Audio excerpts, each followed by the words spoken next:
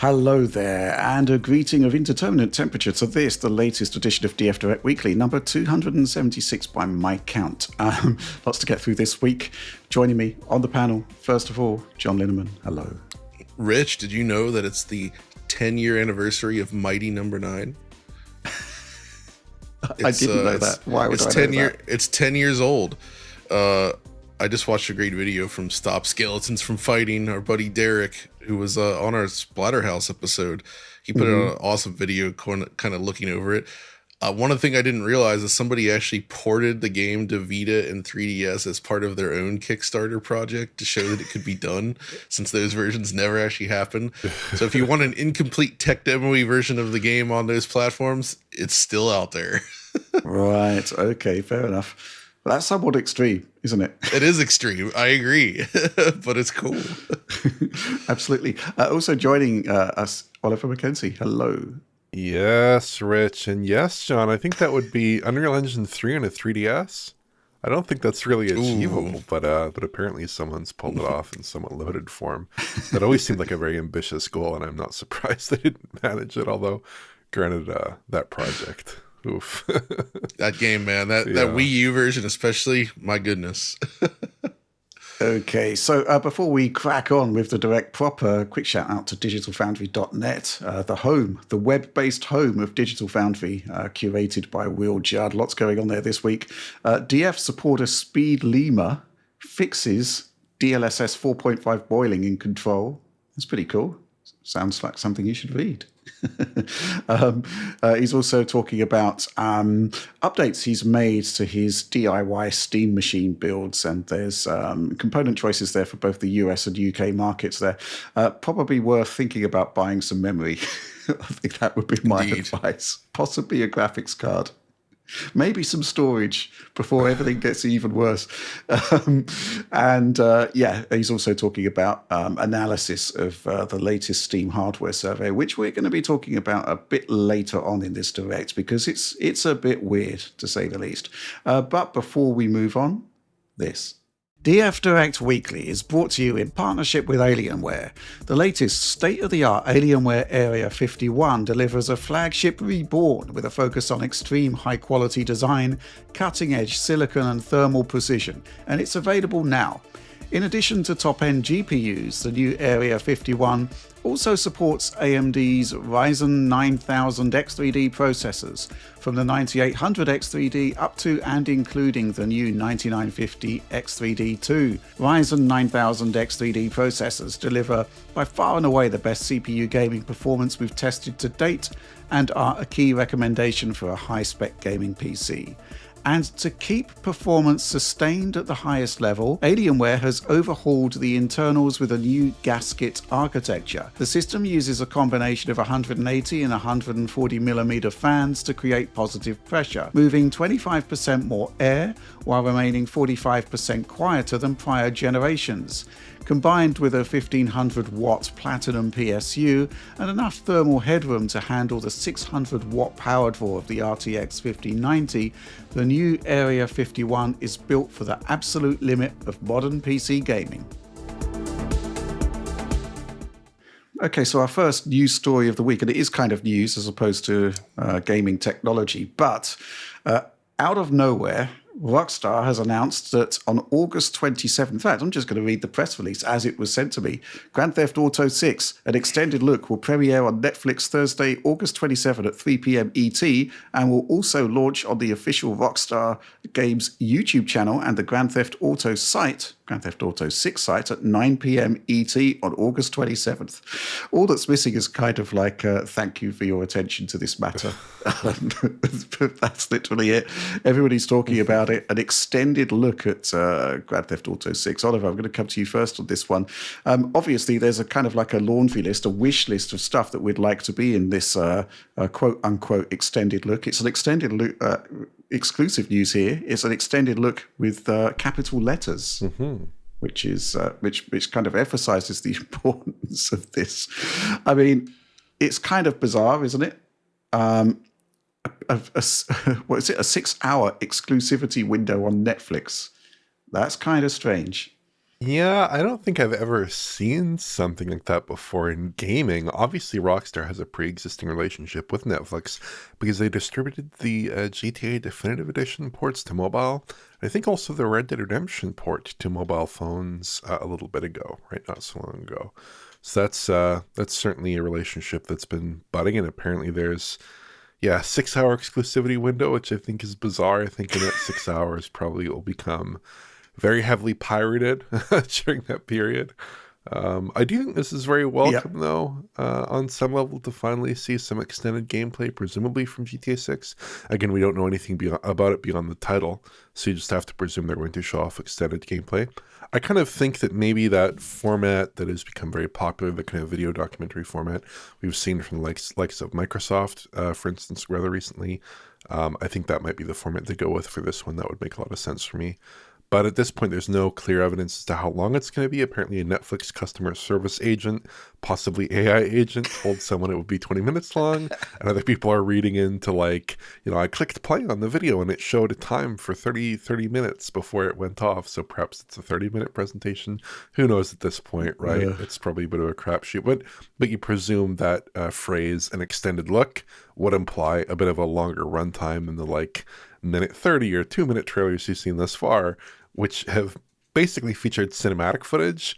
I wouldn't say cutscene footage, because obviously that second trailer was said to have half gameplay and half cutscenes, but the gameplay footage was all presented from a cinematic camera, so it didn't make much of a difference.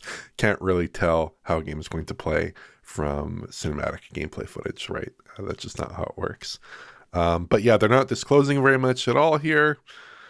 So I am very curious to see how this goes. But one thing I am curious about, and one thing I hope they don't do, is I hope that they air this at 60 frames per second, because we know that cinematic standards are to go for maybe 30 frames per second for footage of this nature, or 24 frames per second. But to really get accurate console level 60 hertz footage out of this game, even if it's a 30 FPS title, that would be a real treat here, because you've not seen that from prior Rockstar showings either. I believe their previous trailers were encoded at 30 FPS, which made them present a little bit oddly. Actually, they seem to have a bit of some odd, possibly animation stuttering or frame rate stuttering behavior in them, which also aligns with other Rockstar game cutscenes in recent titles, like in GTA 5. Kind of famously, the cutscenes there don't present at a perfectly even cadence necessarily, even on high-end PCs or consoles. So I'd be curious to see this game running in a 60 hertz container. That would be something I'd really like to see. If not from like the Netflix showing, then perhaps from the showing that Rockstar uploads to their own website. Perhaps they could encode that at 60 hertz.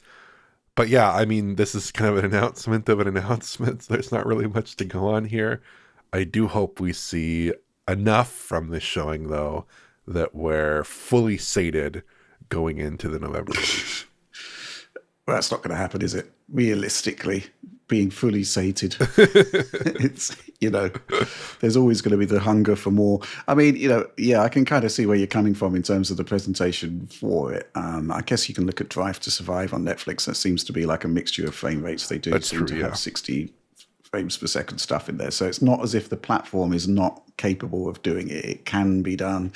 Yeah, I share basically everything you said there. There's no indication we're actually going to get to see gameplay, but surely at this point they've kind of got to show what the game looks like in terms of what the user experience is going to be. Having said that, basically they've got a captive audience of hundreds of millions of people, so they can show what the hell they want. Really, that's the case, isn't it? There's still like several months to go until the game's out. So yeah, John, is there anything specific that you're looking for from this presentation? I mean, apart from the game. Well, I mean, firstly, I think the thing that fascinates me so much is the fact that people are getting so excited and talking and arguing over essentially a commercial. Yes. So it's like it's so fun and to me to see people like, oh my god, this commercial, it's gonna debut. Like it's. I mean, I get it. It's not different than like trailers and whatever, but and that's kind of what we do with game shows, but I never really think about it from that perspective. But if you step back, now that it's on something like Netflix, it really made me stop and think like, oh shoot, like we're like regularly getting hyped for what are basically just commercials. Yeah. So But showing it on Netflix is certainly different. I guess the main thing I'm curious about is, while I've always said, Netflix compared to say like a proper UHD Blu-ray is worse. I do think Netflix does in general produce better image quality than what I see on YouTube. Although they obviously have more control, so that can also just be a matter of the content creators putting up lower quality stuff on or on YouTube.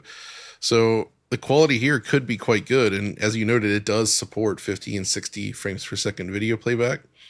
There are programs on there, especially sports related things, that do offer that.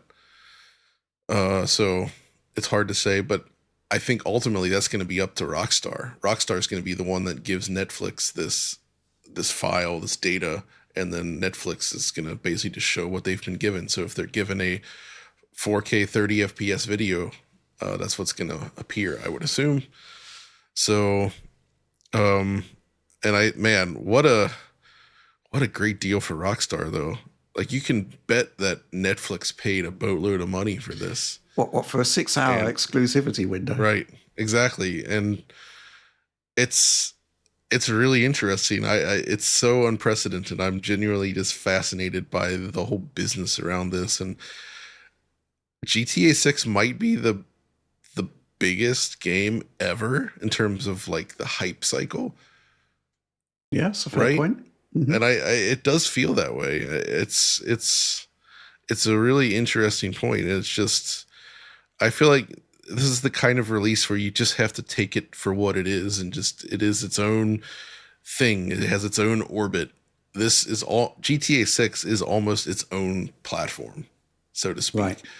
Any data that you extract from the success of GTA 6, I think, cannot really be applied to anything else. This is what it is. This is the Avengers Endgame kind of thing of the game world, since given how big that was financially.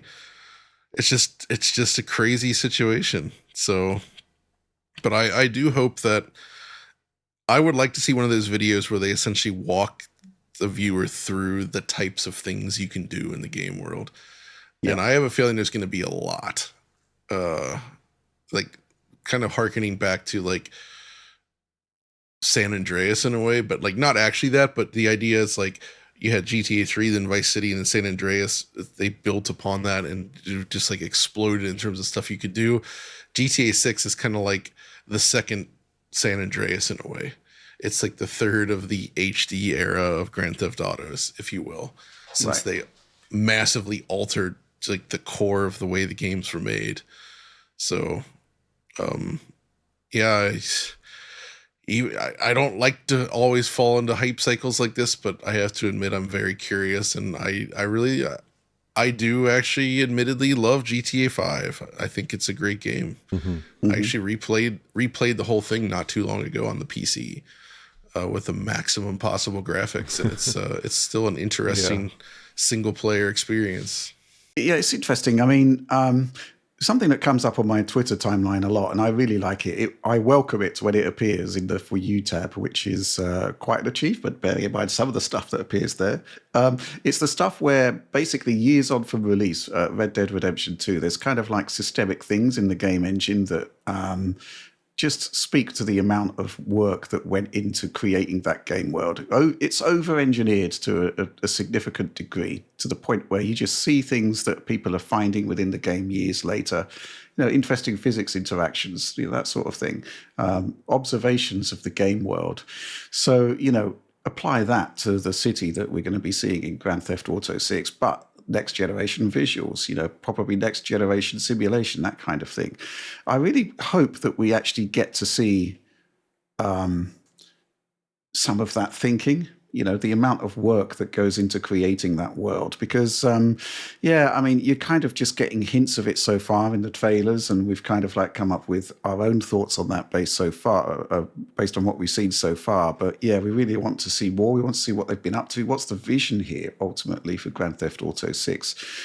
So I'm fascinated to see what they're going to come up with for this. However, something that is concerning, I think it's something you touched on a bit there, John, is basically everything we've seen with Grand Theft Theft Auto 6 so far has been viewed through the lens of what Rockstar wants to give us, and some sort of preview cycle where other people might actually get to look at the game and play it. That would be quite good, wouldn't it? It's a crazy thought, but maybe that's something they might consider.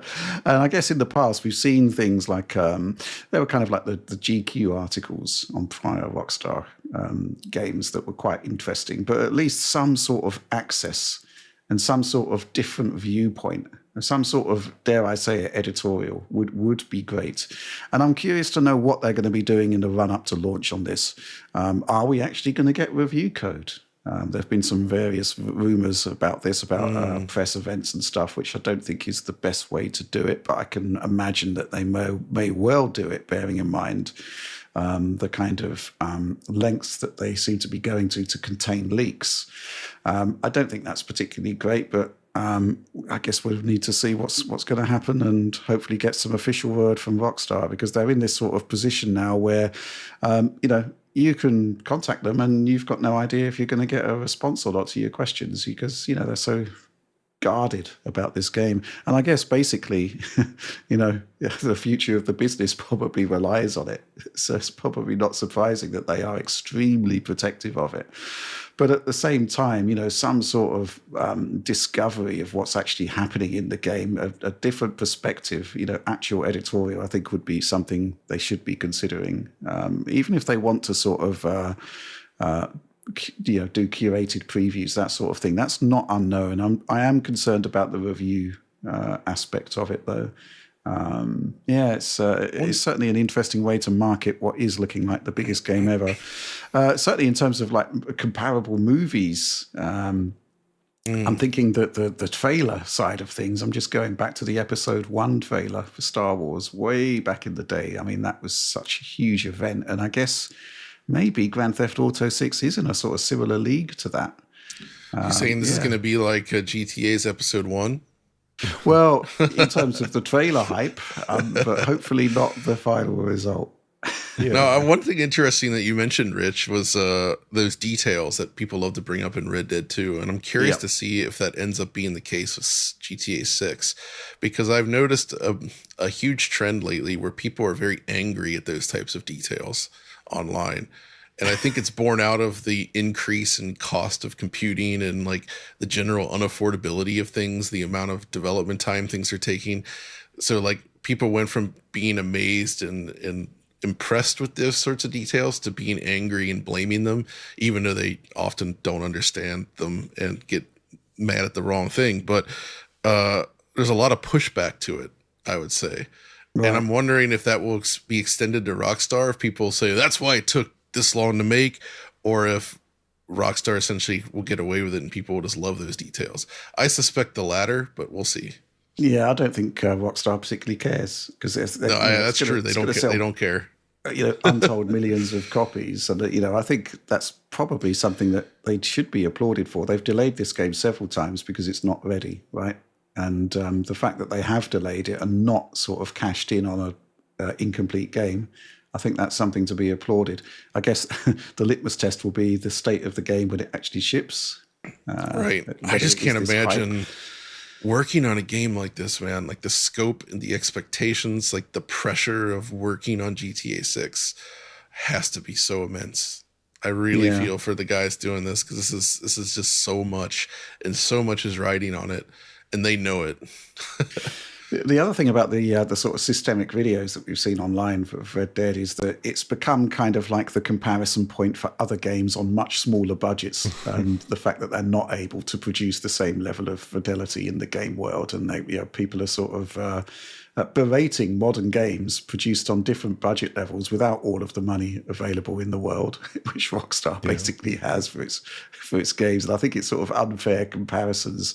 There's a lot of that going on. Yeah. But, I guess it is what it is. And conversely, when a title does manage to exceed Red Dead Redemption 2 in one key aspect, like arguably Crimson Desert did with its, I would say, the river physics, the physics of the flowing water through rivers and enclosed spaces in that game looked really sublime.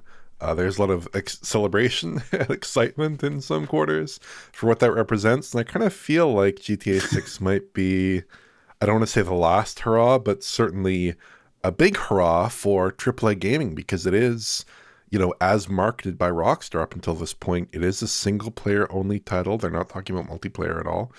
It's does not appear to be a live service title. It has some pre-order bonuses, but I mean, it seems to be a fully contained single player package from day one. It is not a massive platform. It might become a platform in the future with the addition of multiplayer mode, but for now, it's just a big, gigantic, extremely expensive single player AAA title that people are going to buy once, play through, enjoy. That's the kind of model that is kind of on its way out, maybe, in the broader video game landscape, but Rockstar kind of still manages to make it work, and presumably will still manage to make it work for an enormous profit. So I think that's also just very exciting to see the most AAA of the AAA, quadruple A, quintuple A, whatever you want to call it, right? It's really exciting on that level. John, how many A's does GTA 6 have? Maybe we'll find out on August 27th. Quintuple A for this one. It's got to be. I mean, it's tough to go beyond, the Ubisoft masterpiece, Skull and Bones. Skull and Bones, but I think they might be able to pull it off. Well, the anticipation around this is absolutely galactic at this point. And, certainly from our perspective, we sort of love new gaming technology, and every Rockstar release is basically a milestone. So, yeah, kind of amused by the circus surrounding this and this 6 hour. Surely if money changed hands, they could have got more than a 6 hour exclusivity window, because that's not a lot of time, is it? I mean, this stuff doesn't come cheap, man. Rockstar can ask what they want, and Netflix is probably like, "Oh, we got $1 billion here. That's good for maybe 6 hours." I was not that much. Thinking back to all the rumors that were surrounding when Cyberpunk 2077 got a trailer at the Xbox showcase at one of the E3s. I can't remember which one, and there was sort of talks of CD Projekt Red being given $10 million or something, and it turned out it was like $0 based on our sort of behind the scenes investigation. It's just they wanted people to see the game. I mean, actually, yeah. It's just sort of just goes to show the amount of hype that goes on there. Anyway, we're certainly caught up in the hype, and we'll be checking out this this event on August 27th. We're going to be at Gamescom, though, John, which we're probably going to have a look at our calendar to see how this slots in. Mm-hmm. I'm sure we could wait several hours, unlike a lot of people seemingly who will be subscribing to Netflix to see it. But I can wait roughly 6 hours, no problem. Okay, let's move on. Okay, so we're trying to keep things positive here after a whole bunch of negativity over the past few weeks. And this week we did have Quakecon. Quakecon happened. It's happening now. There's a lot of stuff which we'd like to talk about, which I guess we'll have to talk about in the next Direct because it's yet to happen. For example, all of the key id Software principles from back in the day are coming together. But John, some stuff that we want to talk about here. Obviously, we have already examined the Dawn of the Machine mission pack for Quake to celebrate the 30th anniversary. But yeah, I kind of wanted to acknowledge that. Yeah, exactly. I mean, technically, I guess the 30th anniversary already passed in June, was it? But this is like the big celebration for it, and it's cool. I mean, John Romero there, John Carmack's there. We're going to see all the old id guys get together over the weekend, I think, to talk. But there was already an awesome stream where John Romero was up there with Marty Stratton and a couple other fellows talking about the Dawn of the Machine release, kind of playing through it. And I love the commentary, listening to John Romero talk about new stuff created for Quake by other people. And you can just see he has this love and like just thought process around Quake that's just fascinating to explore. And this real appreciation for what people have done. And it's amazing. Like, really, Quake, I've done so many videos on Quake over the years, and for a good reason, because it is just, the more I think about it, there's many reasons why I think it's possibly one of, if not the most important games ever made. You know, like when you really break it down, you think about all the different aspects, right? The game itself, yes, amazing, but it was also the game that essentially started the online multiplayer revolution for shooters and built all of those like big conventions and tournaments and all, like so much of that stuff originated from Quake. It was the game that really allowed modding to thrive. Like there was mods for Wolfenstein and of course Doom, but like the leap in quality and what was possible in Quake, like id specifically, and John Romero even talks about that again. They made Quake with this in mind. They knew people liked to make stuff for their games and they wanted to really push it, and they implemented systems that basically made that possible. And then the Quake engine itself went on to become hugely licensed and served as the backbone for so many other engines and games. And I mean, it basically gave us Half-Life, it gave us Call of Duty, and so many others. Like so many things started from Quake. And the fact that people are still playing it today, it's still beloved. There's so many source ports out there. They released the source code, which was a great practice that id used to do. And as I noted in my video, like the idea that a company like Machine Games was willing to spend resources to just create a pack for a game like this. It's not selling a new product. It's a product that's already been on sale for years. This version, but they're just like, we want to make new stuff for it. And they did. And I think that really is an awesome thing that says a lot about, you know, just the love that this game has.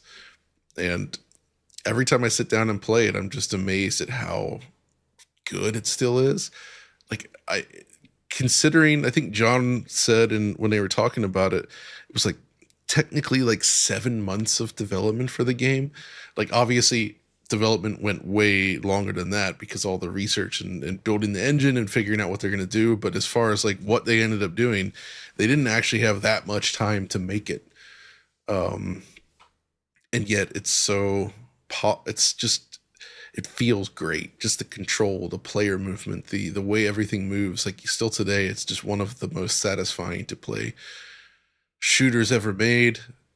I also, John went into some stories about how they met up with Trent Reznor, Nine Inch Nails, and they actually had a little segment in there where Trent talks about his experience doing that. And it's just, I love it because it was really just a case of like, he was a fan of id Software's games and they were a fan of his, and they had like some kind of shared manager relationship, but they were just able to link up and just hang out and like, wouldn't it be cool if we did this? Right. And they did it. And I love that kind of stuff. And it's still iconic. So man, every time I think about Quake, I'm just, it's just awesome. Another point, and I mentioned a lot of this in my DF Retro on it, but that I forgot, but Quake was also arguably one of the biggest games for pushing the rise of 3D acceleration. Yes. Where I was there. You were there. You had a rendition verite, right? Yeah. I mean, I've told that story before, how basically I was mugged off by John Carmack. He did this support for for the rendition verite, and I was like, you know, it was pretty good. It looked obviously, you know, a world apart from the software rendered version, and then everything shifted to 3DFX, the OpenGL mini driver, and I realized that I'm going to have to buy a new graphics card. The thing is, Rich, when I did that video, I actually bought a rendition card and I played V-Quake for it, and I actually think V-Quake looks a lot better than GL Quake in a 3DFX. Wow. Because it's just, it retains more of like the flavor of the software render, but adding in hardware features. Whereas on a Voodoo, I feel like, and it's more because they went with a more generic OpenGL approach. They had to like compromise on things like the way they handled water, for instance. It's just like a warping mesh instead of like that cool texture effect and various other changes like that. Plus, on the Verite, you can actually run it at a lower resolution if you want. Yeah. And I actually think that really benefits the griminess of Quake's graphics. It just looks really cool that way. The problem with the Verite, as I discovered, and we'll get to this later when I talk about some retro PC stuff, but I'm reminded the 2D performance of the Verite card is horrible. So like if you want to play other games like that are not 3D accelerated, like it's really, really bad at that. So like the card was cool in some ways, but it was very limited in others. Yeah. Quake, it's probably one of my favorite games of all time, maybe even my favorite. Full stop.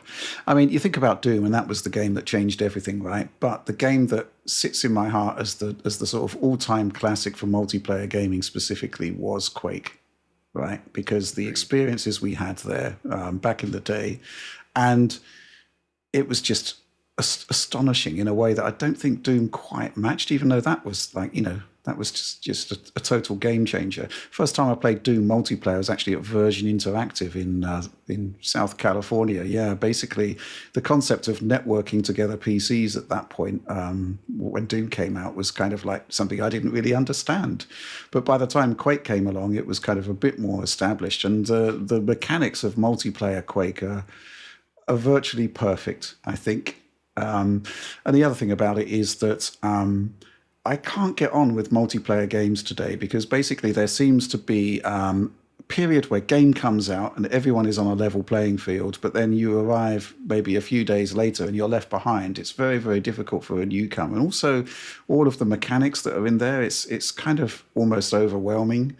In terms of an immediate multiplayer game that you understand immediately, that plays brilliantly to this day. I mean, you could give me any multiplayer game, and I would, and if you gave me the choice to play that or Quake with buddies, it's an all timer, right? There's nothing like it. I agree. And it's my forever game, I think, because it's just. It's perfect in ways that I don't think anybody else can match. Maybe some of that is down to nostalgia, but it's just such a great experience, and the accessibility is still there. I mean, you can play it path-traced, as we did back in the day, a few years back, right? And that's a nice new way to experience multiplayer Quake, but it is still multiplayer Quake.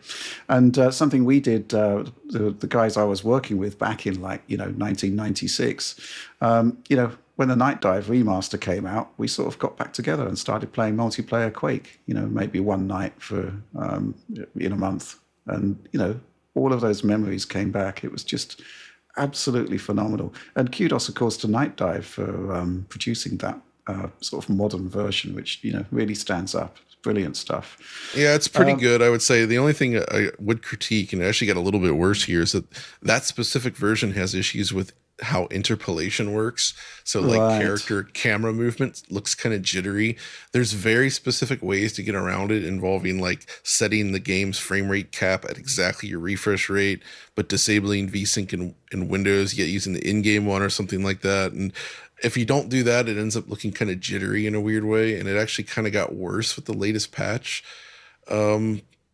It's very weird. I really hope they can fix that. It basically means that while the mouse movement looks like it's high frame rate, the actual player character movement looks closer to 60. So, but there are ways to solve it at least. But yeah, there's memories though you gave networked Quake. For me, it was at my high school. Since I basically got in trouble for sort of bypassing some school security stuff, and it got put in front of the guy managing the computer lab, and then he ended up saying, rather than getting mad, he's like, "Hey, you want to volunteer here and help me out?" So me and a buddy, we basically, we became tight with the computer lab guy, and that also meant that we could come into the lab, on off times and use it for whatever we wanted. So we would do networked Quake in there, and it was a good old time. But yeah, the thing about Quake multiplayer, I guess for me, is I just like a game where the only leveling up you do is your own personal skill. Yes. You're not collecting weapons. You're not collecting things. The weapons themselves are in the map. You have to find them. And that just leads to some fun strategies. Just the shift towards loadouts and leveling and gear. And I know a lot of people love it, but it just never worked for me. And that's it's a bummer. Yeah, loadouts I'm not a fan of at all. I mean, it's fine if you've got a big bunch of time to play games and you can experiment with all of these different configurations. But, I don't. And so it's kind of almost counterproductive in terms of bringing me into a game from that perspective. One last thing I want to mention before we move on, though, is, actually a couple little things. First of all, Evercade, they announced a Doom version of the Nexus. So it's their new version of the Evercade coming out. It's the more premium model with a better screen and It's a bit larger size. They're actually doing a Doom collection for that, which I think is cool. And also, I noticed on the site, they noted that for the very first time, Return to Castle Wolfenstein is now available here in Germany, uncut and uncensored. So the history of Germany and like violence and symbolism and stuff in games is so wild. I should do a video on that someday, but like Turok, Half-Life, so many other games, all the enemies replaced with robots. Yep. And in Half-Life, the scientists, if you shot them rather than dying, they would just like sit down on the ground, stuff like that. What? Yeah, like they you couldn't kill them. You would shoot them and then they would just like sit down. Right, okay. That is utterly bizarre. But yes, bizarre. Quakecon was cool. Okay. Yes, Quakecon was cool, but something else happened this week, and Oliver, we need to talk about this. Basically, there's a video from Auf ein Bier. Well played. What happened at id Software when the layoffs hit, featuring Chris Hayes. Chris Hayes works at id Software to this day. He was a survivor of the layoffs there. And basically a prominent union member, seemingly, because he feels empowered enough to actually go on the record in what was a 90-minute interview to describe actually what happened when the layoffs hit recently at id Software. And I would describe it as a harrowing tale. What do you think? Yeah, it's pretty miserable, to be honest. I mean, just the way the cuts were handled within the studio, like the fact that they were just told, don't come in today, and then people were assigned to 2 calls, and you know what that means. One call gets the bad news, one call gets the okay news, or at least the you're staying news. And the fact they weren't informed of who was leaving specifically, they had to piece it together themselves.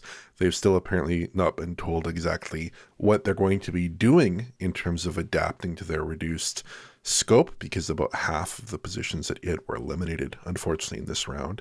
There were some cuts they expected apparently internally, but they were only expecting, maybe 10% of positions to be eliminated. Instead, they walked away with about half of positions being eliminated. And yeah, the staffing level the studio is being left with, especially with respect to like specific disciplines, like when you look at their infrastructure team, apparently that was wiped out basically. He mentioned their skybox artist was fired. So who does skyboxes? I don't know. And then of course, famously on the engine side, they're left with very few individuals there to continue working in id Tech. It just sounds completely miserable. And I think he makes a really good point in that the studio might be around the same size as they were when they did Doom 2016. But the scale of game dev has increased massively. And a studio the size of id, you really can't hope to complete large games with anything like the staffing level. Maybe they can integrate more external devs, but at the same time as Microsoft is doing this, Microsoft is also saying they want to decrease their vendor and contractor spend by like 50%, right? So who knows exactly where that's headed. And of course, he makes the point that id was really well integrated as a studio. The vast majority of people who were working there were working for, 5 years, 6 years, 7 years. I think he said a majority of people who are working on Doom the Dark Ages, on Doom the Dark Ages and its DLC, had also worked on Doom 2016 and Doom Eternal.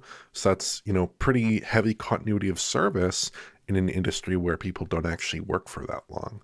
So yeah, exactly what motivated these cuts, I don't know. He kind of offers some speculation there, but it is a really unfortunate situation, and it just seems like so horrible to do this, really horrible to do this to a studio like this. And at the same time, it does not really feel like Microsoft has a totally clear plan here, at least not a plan that's been articulated to, studio membership at id, or to people who are outside of maybe management. Even still, doesn't really seem like management has a good handle on things, nor is management able to do too much, because as this individual says, management seems to be getting running orders from Microsoft. They don't have a lot of independent ability to manage overall staffing levels, things like this. They're basically told what to do. They have to carry out those orders, and there's not a whole lot of truly independent management left at Bethesda or id anymore, which is very unfortunate as well. So yeah, it just seems like a really awful situation, and I really do feel for them, because it really feels like they're in the crosshairs. Any studio who ships a game, they were a day before they were going to ship the Revelations DLC, and they just all got, a huge portion of them got laid off. And I just think that's just a pattern that's emerging within Microsoft, these layoffs immediately following or immediately preceding a major game release. Yeah, I mean, it's shocking stuff. I mean, Chris is basically suggesting that the layoffs were illegal, and there should have been negotiations with the union. Microsoft has their own interpretation of that. Chris was also talking about the difficulties they actually have arranging time to negotiate with Microsoft. Because, basically they roll up saying, okay, we can spare you an hour at this particular day. And it's just not enough time to actually discuss the issue there. I mean, I've just sort of put together a list of some of the stuff which I heard in this particular interview, which is shocking. It was so humane. It was demoralizing. Morale has never been lower. Yeah, I mean, it just goes on.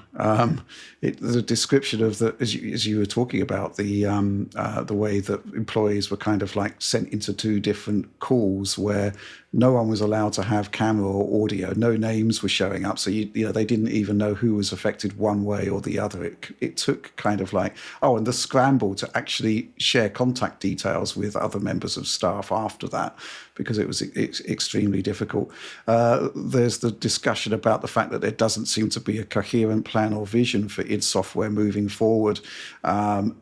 Suggestions that Microsoft doesn't seem to understand game development, and Chris was saying he believes it's hard to develop a AAA game with half the people, but by hard I mean impossible because of the indiscriminate nature of the cuts.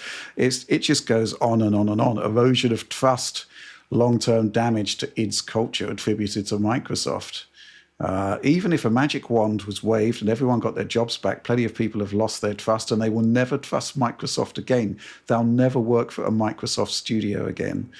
I mean, and obviously there were some choice words for Microsoft and the way it sort of views games. Chris was saying that they don't understand games, art, or how studios create value. I mean, shocking stuff there. I mean, it's a 90-minute interview. There's a lot to go through there. And it's fair to say that the beginning of the interview is actually Chris is talking about his personal experiences in becoming a part of id Software, and how it was the kind of company that was so good to work at. A lot of guys there wanted to stay there until they retired.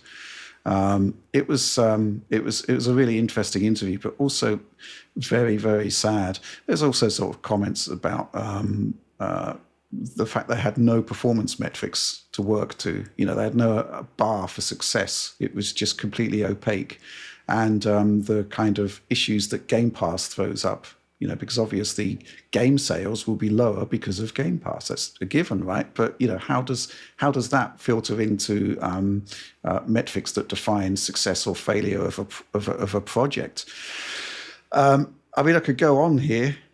I suggest watching the interview because it's really, really illuminating. And I think there's still the sort of sense that the union are trying to do something about this, but there seems to be a lot of friction going on here in actually producing an equitable process there. John, did you catch this interview?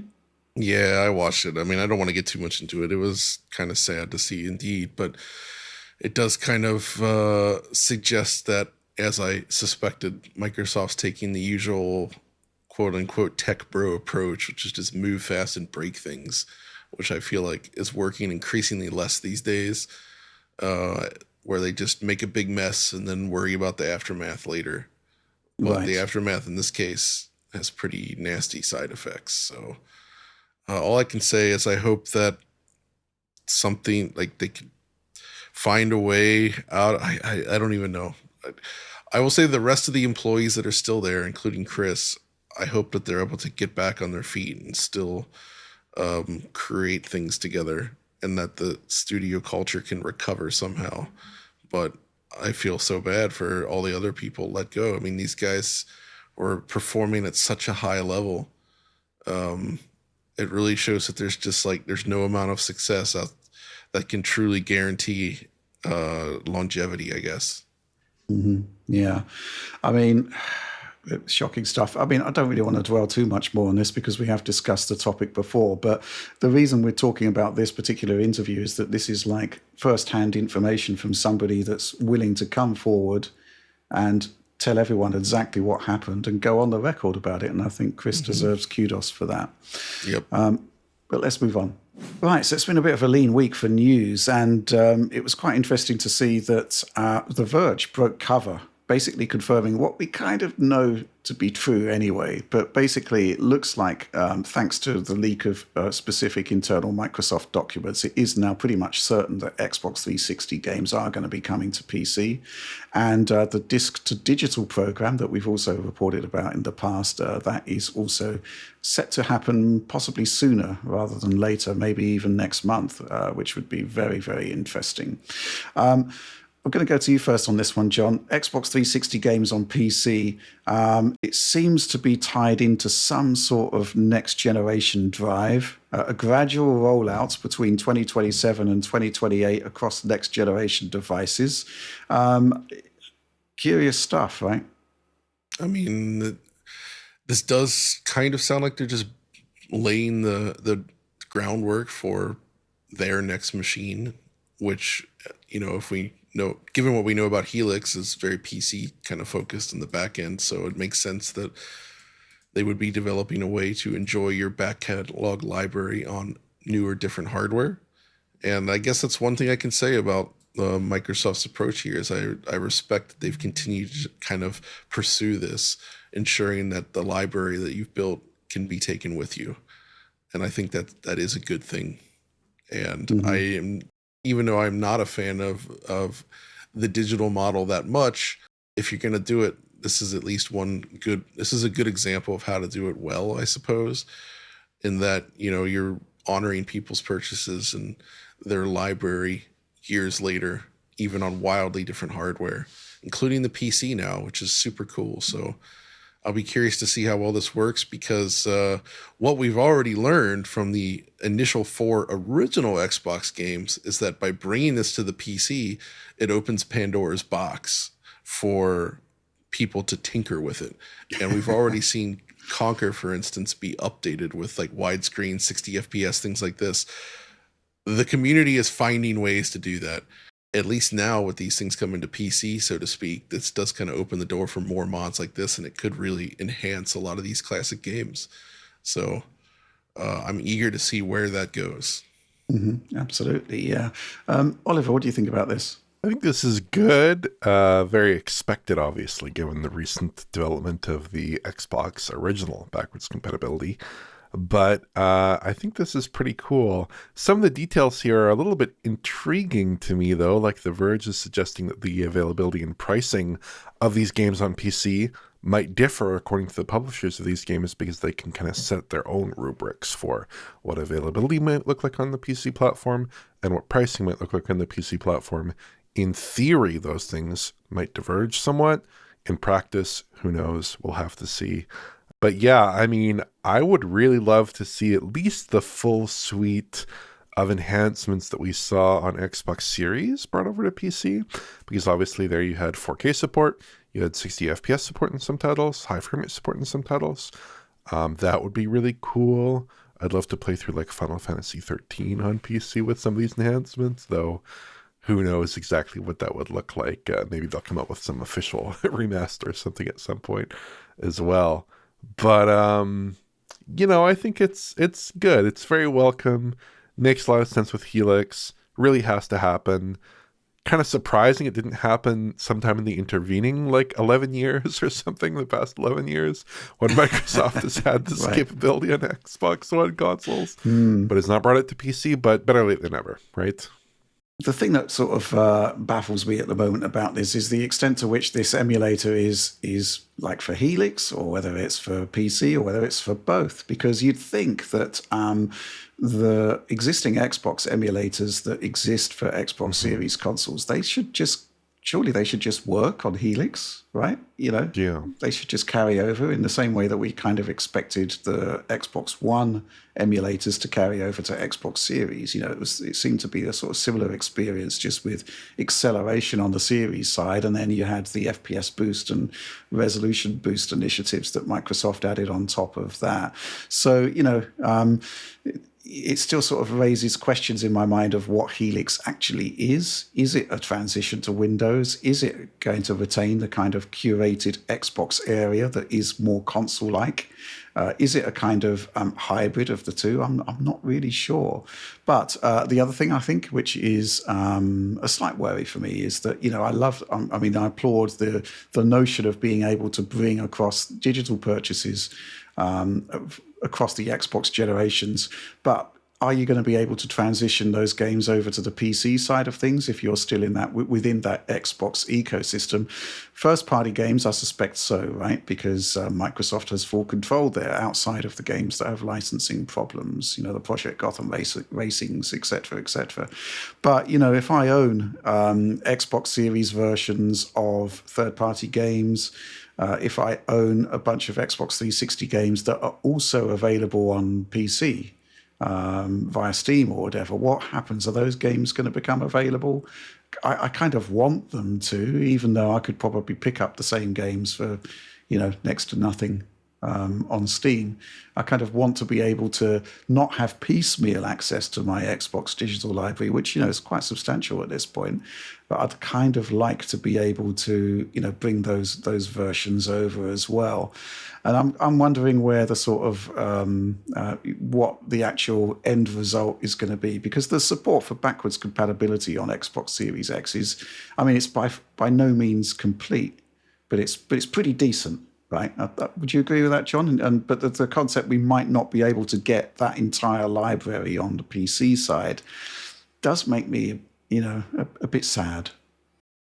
It is what it is with that stuff, right? It's just they're beholden to certain limitations, licenses, whatever. But again, maybe there's this possibility of them opening up by bringing any of this stuff to the PC. It potentially opens up the gate to modifying it to support other software. Maybe, imagine injecting games that are maybe not intentionally supported. Because I say that because I think it's Xenia or whatever the Xbox 360 emulator is on PC now, it still has a lot of limitations. It's pretty far behind our PCS 3, I would say. So I think Microsoft's emulation does better overall based on what we've seen. I mean, we can only test the officially supported games, but it does seem better overall. So I would love to see Project Gotham injected into this thing, for instance. Absolutely. Yeah, that would be really, really cool. There was other things in the Verge report there. Basically, a timescale was put to the Project Positron disk to digital feature. This basically means that you'll be able to use the individual ID that's printed on every single Xbox disk to sort of translate that disk into a digital entity that you can add to your digital library, which I think is probably the best situation for a pretty bad situation with the end of disks.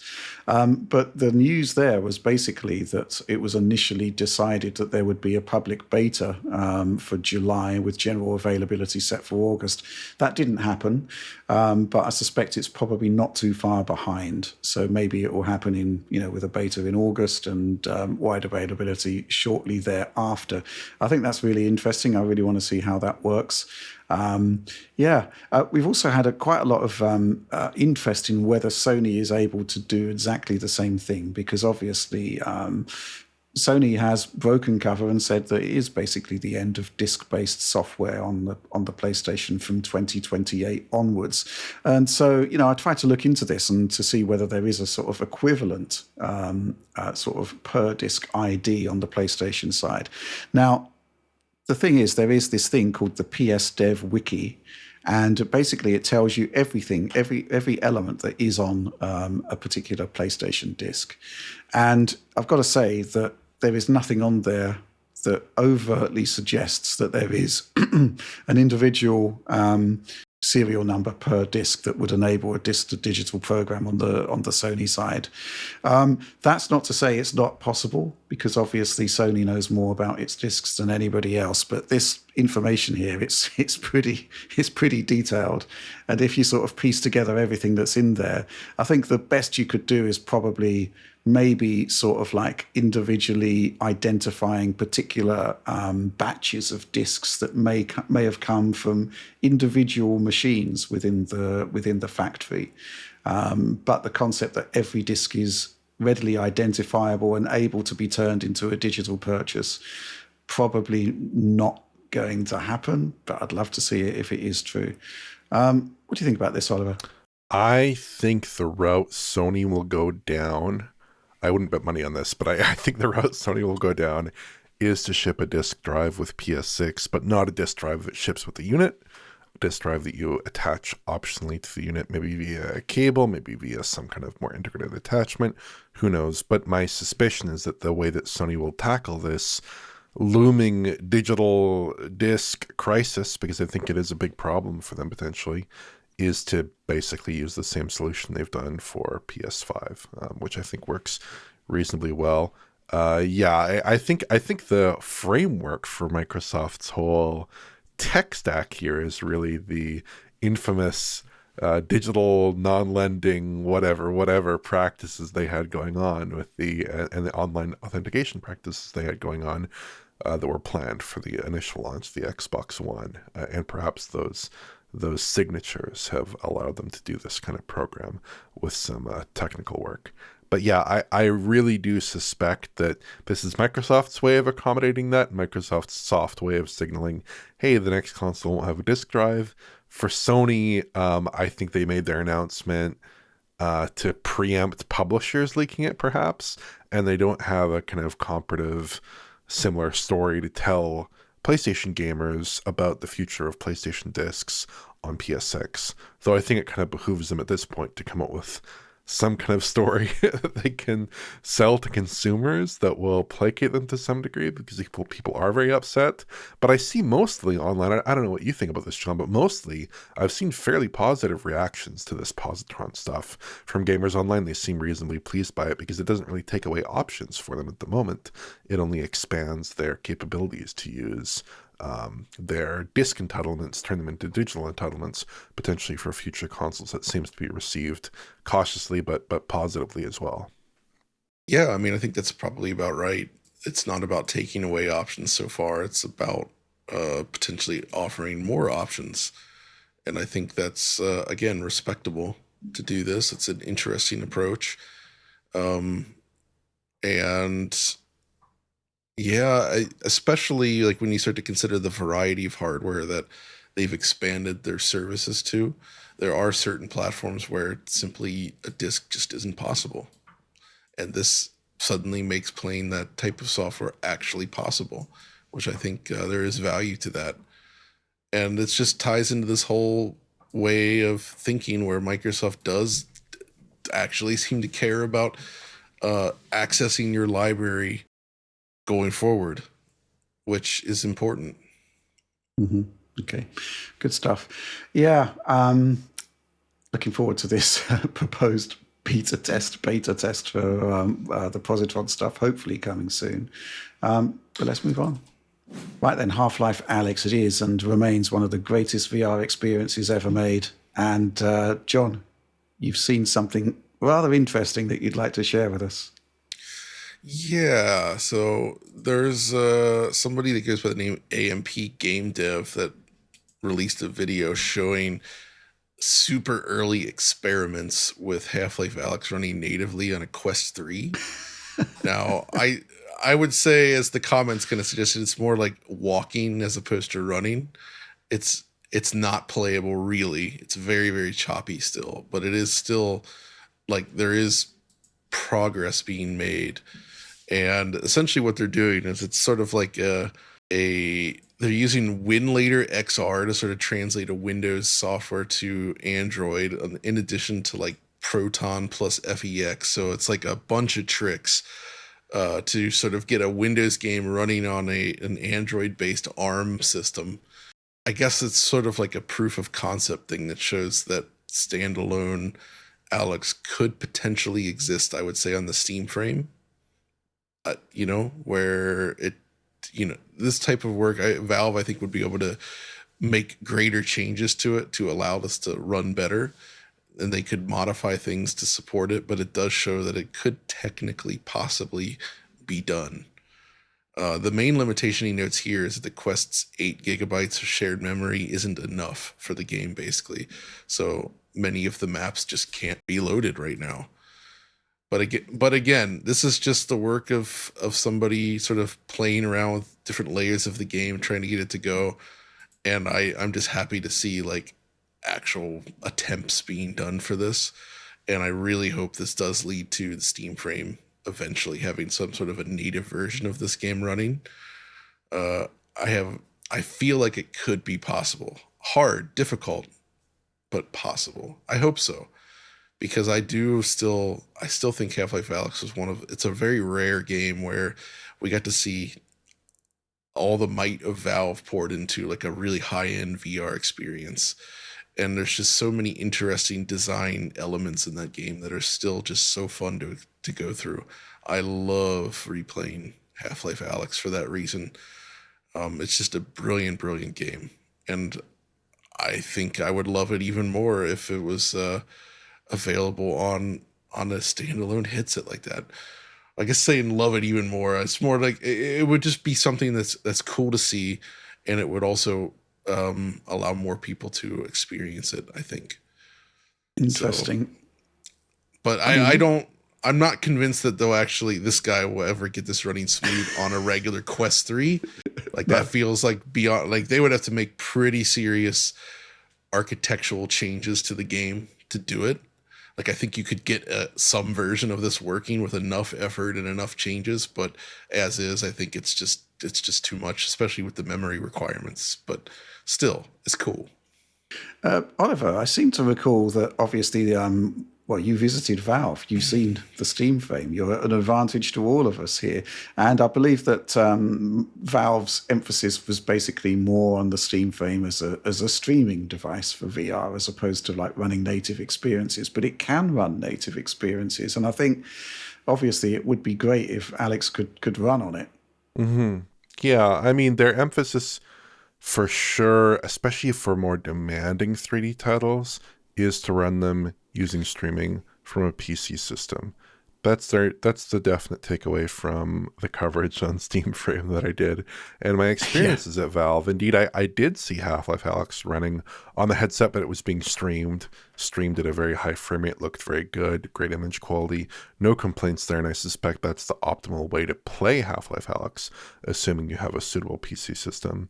But Valve did say, actually, to us in a comment that I think we received prior to the publication of our content, but they did comment to us that Half-Life Alyx is a great experience when streamed from PC to Steam Frame, as I suggested earlier, but that they're also looking into making it a good standalone experience as well. And I think that's the only comment that we received, as well as the only substantive comment that anyone received on the matter. So I think, at least judging from that statement, they are, or at least they were, trying to get it working on Steam Frame in a standalone fashion. But I think that maybe they did not have a high degree of confidence, or just did not know how that effort would go. I think when you look at the minimum requirements of a game like Half-Life Alyx, it really wants a GPU in the kind of like GTX 1060 or RX 580 range, or kind of like that bare minimum VR range that we see bandied about, talking about kind of mid-range GPUs from 2016, 2017, somewhere in that vicinity, to get your game running well on Steam Frame. When you actually look at what this hardware is delivering, it probably falls well below that standard. So you're really looking at much more mobile VR software that would be more suitable for the Steam Frame. Titles that would natively work well on a device like the Quest 3 to begin with, right? That'll probably be more suitable for Steam Frame in general. So yeah, I do think Valve is working on this. I would not want to extrapolate too much from the Quest 3 though, because the Steam Frame has a much more capable SoC. It has 12 gigabytes of RAM. It should be able to deliver a substantially better experience. And of course, you have all the Valve optimization effort at its heels, which could really improve that experience all the more. Mm-hmm. Yeah. I mean, from my perspective, looking at things more strategically, what really interests me about the Steam frame beyond the VR stuff is that FX translation layer. The concept of basically, I think, Valve's sort of end game for Steam is to make it a platform that moves beyond PC and moves beyond specific architectures like x86, for example. They just want to be able to run Steam everywhere. And obviously, we're at the situation now where there are sort of mobile devices out there that are doing stuff with Winlator and stuff like that, and FX in order to make AAA games run on a phone. Now, I don't believe that that's the sort of proper endpoint, because I don't think a lot of people particularly want to play AAA games on a phone, and if they did, they could stream it, for example, from their main PC or stuff like that. But I think it is more about the sort of diversification of endpoint hardware that will be able to run Steam. And I think the diligence that Valve has put into this has been quite remarkable, because you think about the original failure of Steam Machine, and you think, okay, right, Windows forever, but they just kept at it. And now we have a situation where Linux is a perfectly viable way to play I'm not going to say the majority, but a vast swathes of the PC library. And now they're kind of beginning formative work to do the same for ARM, which I think is fantastic. Really interesting stuff. I am also, of course, very, very interested to see what the Steam frame is capable of in terms of those, in terms of the Steam library more generally, not just the VR side, because it is going to be our first official Valve product that is going to be able to play Steam games, right? And games that were never designed for that particular style of hardware. So, yeah, interesting stuff. I mean, Half-Life Alyx, I was all set to play it. I've never actually put any real time into it. I was all set to play it when the PC adapter for the PSVR 2 came along. But I just couldn't get that adapter working at all. So, alas, it was an experience that still eludes me. But yeah, I enjoyed this particular video. I just like the fact that people try this stuff. Yeah. Right. It's fantastic. Even if the results are jerky and not particularly great, I just love the fact that people try it. And there's a sort of particular fascination with it that makes it pretty cool, right? And kudos for this guy to actually put the time in to get something at least running. Exactly. It's also interesting. There's some people noted that it seems like there's some Half-Life Alyx updates incoming. There's been some changeless stuff, and there's like stuff happening back there. Maybe it's just to update things like the controllers and such, official support, but who knows? Like, there is still things happening around that game. Mm-hmm. Interesting stuff. And we've seen a bunch of other recent games receive Steam Frame updates, and I think there's been some that have even received native Steam Frame support already. So, like, developers are busy preparing for that launch, whenever that might be. Mm-hmm. Hopefully soon, but who knows at this point? And who knows how many they'll even be able to make. Mm-hmm. Crazy stuff. Right, let's move on. Okay, so there was a recent update to the Steam hardware survey and some interesting results and interesting stories that have been birthed from that particular survey. And it's a bit weird, shall we say. There seems to be two specific headlines here that have caught people's attention. Mainly, and I think this is sort of like the most interesting and baffling headline, that 16 gigabyte VRAM GPUs are seemingly accounting for like the biggest majority of a single memory allocation, so to speak. So according to the Steam hardware survey, 25% of the audience have 16 gigabyte GPUs. And this is just bizarre and something that just does not make sense from any kind of perspective. But we'll talk about that in a minute. A second finding is that it was previously the case that it was 6-core CPUs, 6 physical core CPUs that were kind of like the sweet spot for the Steam hardware survey. It's kind of like where you'll find the most amount of games machines running 6-core CPUs. That has now changed to 8-core CPUs. That kind of surprises me because, the Ryzen 5s, the whatever the Intel equivalent is to a Core i5 these days, always been like six cores, 6 physical cores, 6 main gaming cores. Things seem to be changing there, 8 cores.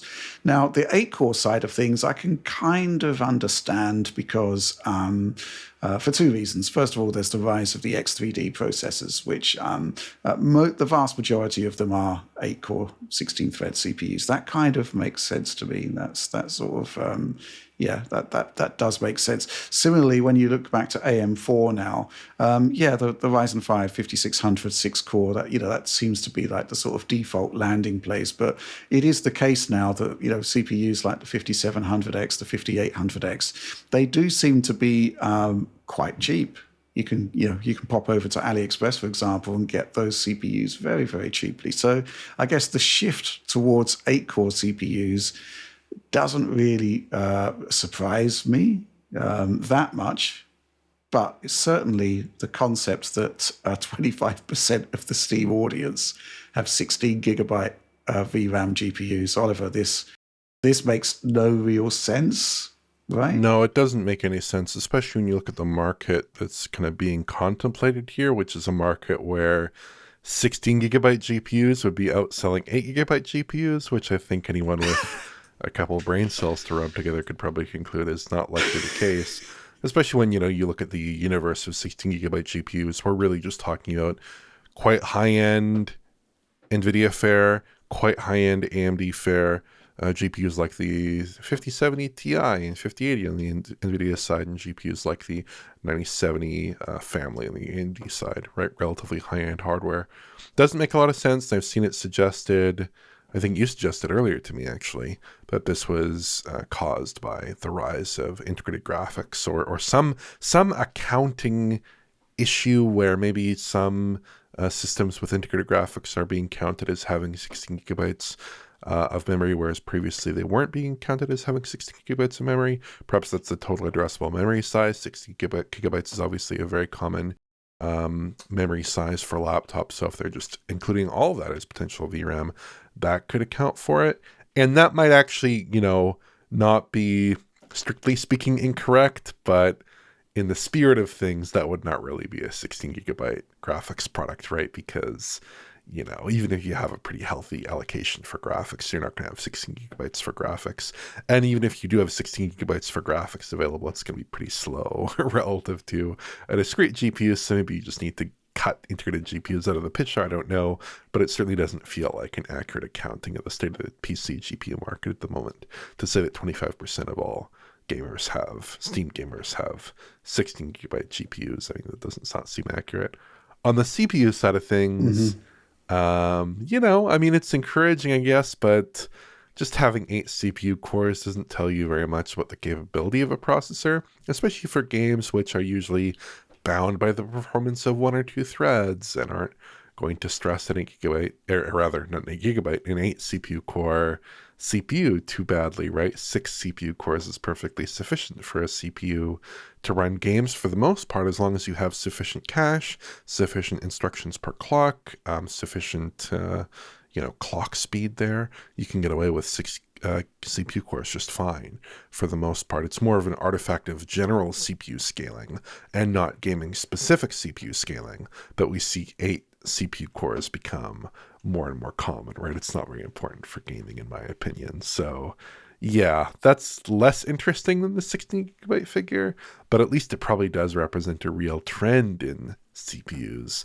towards higher core counts and not some kind of accounting issue with how do we think about integrated graphics and unified memory in the context of a PC platform, right?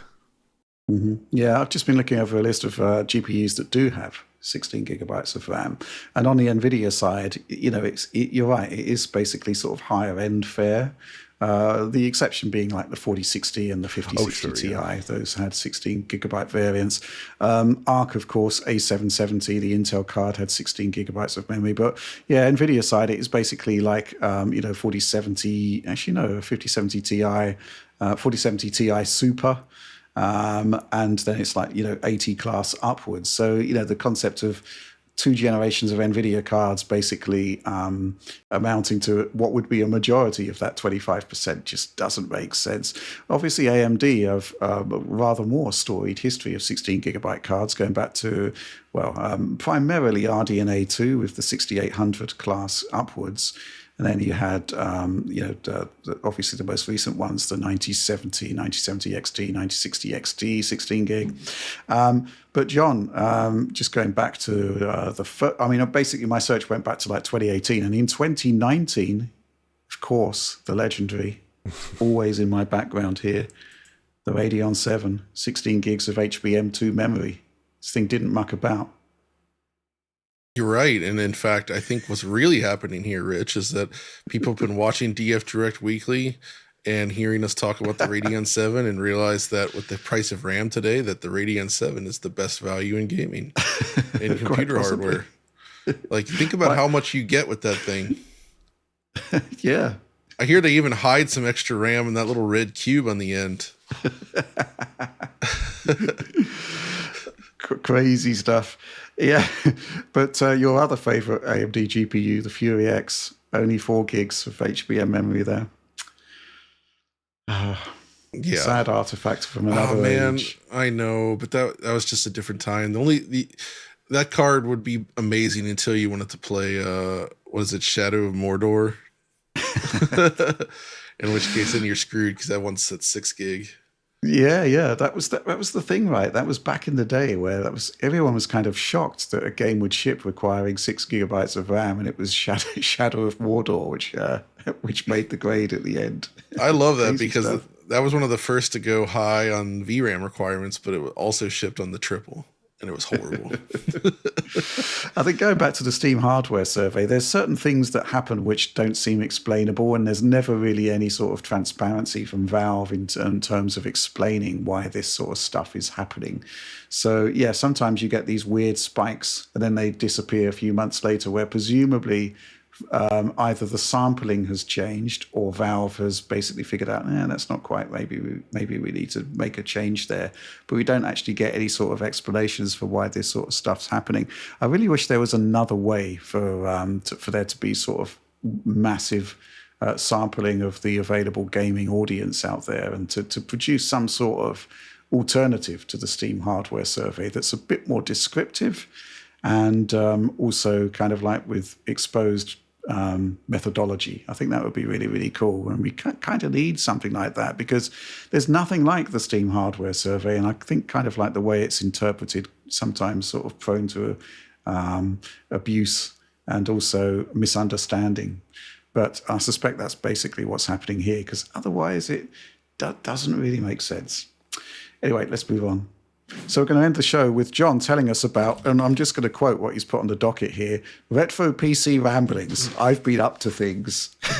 John, what things have you been up to? Oh, well, recently I got into the NEC PC98 world. Just right, it's kind of okay. Which is that more of an Audi joint? A little bit, yeah. But someone put one up for sale in a friend group of mine, and I decided to jump on it. It's actually a weird one. It's a late generation PC98, but it was originally intended as like a home theater PC. So it's the NEC Celeb, I guess. Celeb. It's supposed to be like celebrity, but it has video in and out, and it was designed to play like DVDs. It came with a 28-inch CRT widescreen monitor by default. I did not get that. I don't need that right now. But it's allowed me to sort of like dabble around with some of the various software on there, and it's kind of like this. So the PC98 is very much uses hardware similar to the IBM PC that we know, but with some slight differences. The sound hardware is quite different, and there's things with the graphics subsystem that's different. But once you get to Windows, PC98 running Windows 98, for instance, can run normal Windows games by and large. But it's the DOS stuff that's kind of weird, because the PC98 DOS games, you can't run the normal MS-DOS stuff. It's different. It is a different operating system, basically. And it allows you to explore kind of like this alternate library of like games that we didn't really see. And there's plenty of, there's RPGs, visual novels, there's platformers. The first 5 entries of the Toho series is on there. But it's fun to see kind of like what Japanese developers are up to on a platform like this. And obviously, being a computer at the time, this was a more expensive thing than consoles. And as a result, there's a lot of adult content on there, shall I say? Right. If you know, if you're looking for that, then you're gonna find it. They like to stick that in there just about everywhere. But there is some interesting stuff. Like I was playing around with the PC 98 version of Police Knots, which is a Kojima game, if you recall, and it got ported to some other platforms. But the 98 version, it has fewer colors available to it, but it runs in like a high res mode. So it's like it has this super sharp look to it. And a lot of PC 98 games go for this, but it's just this beautiful 640 by 480 kind of image quality with that relies heavily on dithering. And it just has like a look and feel to it that's really unique that I quite like. And the internal hardware for sound used on PC 98. What I found is that if you look at Western PC games that supported music often used MIDI music, where they would actually use the MIDI standard. They would compose sometimes for like a Roland, but then you would play it on like an Ad-Lib or a Sound Blaster using an OPL2 or OPL3 chip. So you were basically using an FM synth chip to play MIDI music. But PC 98 games, by and large, so many of them seem to have been composed specifically for FM synth, and they can even use samples within it. And by composing for the chip as opposed to translating MIDI music over, like the quality of the sound you get from this is just nuts. Like I cannot believe how much better the FM synth in these games sounds compared to what you hear on an IBM PC with those Yamaha chips. Like I can send an example here to Oliver, but just like you just listen to this and it's like, holy moly, that's awesome.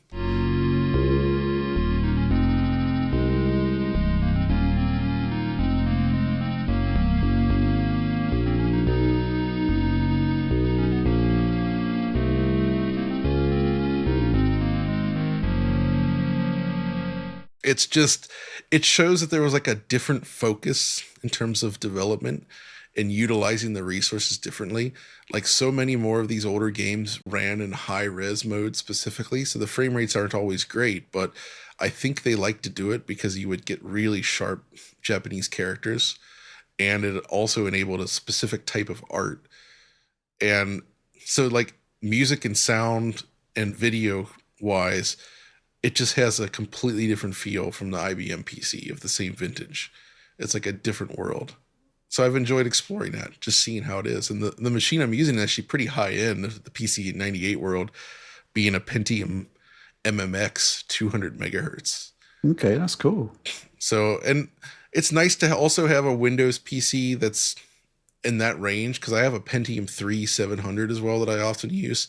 But I find that for earlier Windows 95 era games, it tends to be a little too fast. So either they don't run or they run too quick. So having a Pentium 200 sort of brings that back down, where games that were more speed sensitive behave more predictably on that, which I like.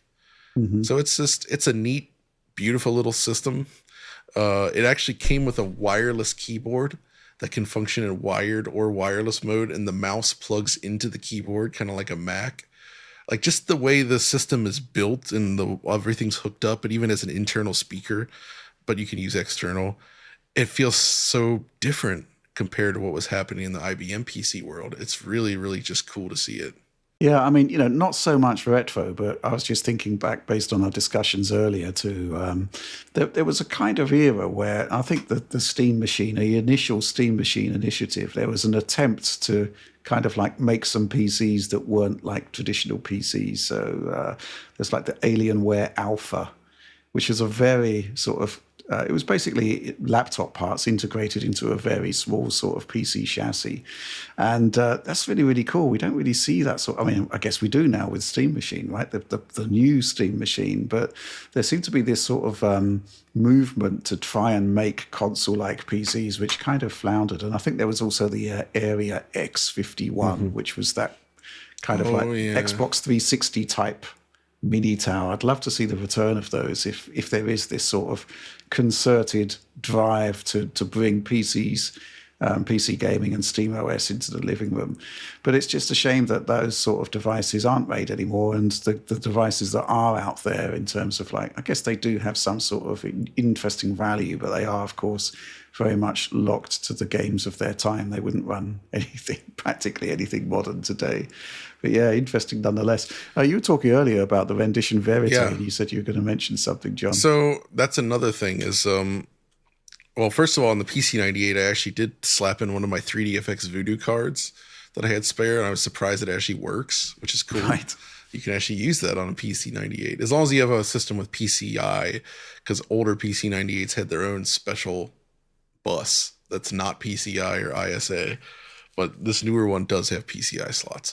But on the Verite side, just it shows you what kind of fun you can have in retro computing. And I said, what if I put Windows 95 on this system instead of Windows 98 on my normal PC, retro PC? Because I actually found the old Windows 95 disk from my PC from 1997. I just found it floating around, so I decided to install 95 instead of 98 on my P3. And one of the first things I realized is like the Pentium 3 era of hardware is perhaps just a bit too new, and things were a little bit more annoying than I thought. But I did actually get USB support working on Windows 95, so I can use a USB flash drive on there, which is kind of funny, making it probably one of the oldest operating systems where you can actually do that. But I needed a 2D graphics card that I had drivers for, because I couldn't get USB working initially. So I slapped in the Verite because I actually have the install disk for the Verite drivers that came with it. And I was able to get it running, and I was playing around with stuff, and I realized like I was trying out some Windows 95 stuff to test sound and video performance, and I put in stuff like Pitfall and Sonic CD, just like 2D games, and they ran horrible. I was surprised, like, what is going on? Why are they so choppy? Like, this is weird. And then I thought, wait a minute, it's the Verite, isn't it? I'd always heard it wasn't great in 2D. And so I found a different video card where I also had the disc handy, which was an ATI Rage 128 Pro. You know, we're living high here, which is a much newer card, by the way, but still, it's 2D performance. It's like night and day. Just put that in, and it ran great. But even older stuff, like if you have like an S3 Trio or something, I think you'll get better than the Verite. The Verite just really seems to struggle with 2D acceleration, and I'm not sure. I haven't actually looked into why, but any like normal 2D games just really seem to struggle on that card, making it kind of difficult to put in a retro build and leave it, because unlike the Voodoo that would follow, it is not a pass-through card. It is a full standalone thing. So sounds more like 2D deceleration. Yeah, it's like the inverse of the S3 Verge, which was the 3D decelerator, but really good at 2D. This thing is great at 3D, but horrible at 2D. I also have an S3, not S3, a rendition Verite V2200 lying around. I didn't have the drivers handy, so I didn't test that. I'm curious now if that actually runs 2D stuff better. I suspect it might. Interesting.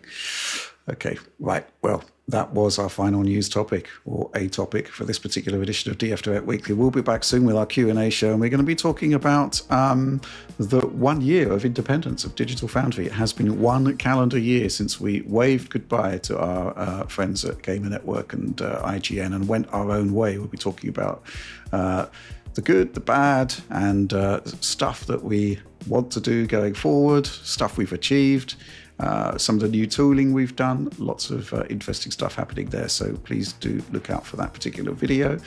But that's all for this one, so yeah, please do like, subscribe, share, all of that sort of stuff, bells,